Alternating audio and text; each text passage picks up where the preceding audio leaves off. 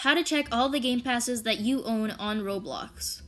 On your home screen, go into a web browser. You can use either Safari, Chrome, or any other web browser that you may have.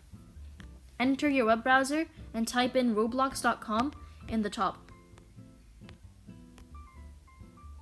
Once Roblox finishes loading, click on the 3 bars at the top left corner of your screen right there.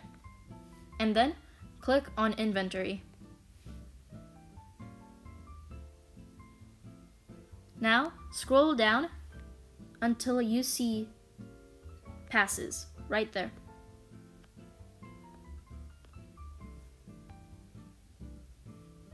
This will show you all of the game passes that you currently own on Roblox. Thank you guys so much for watching this video. It's been your host Max speaking. Be sure to hit that like and subscribe button, and I'll catch you guys in the next one. Bye!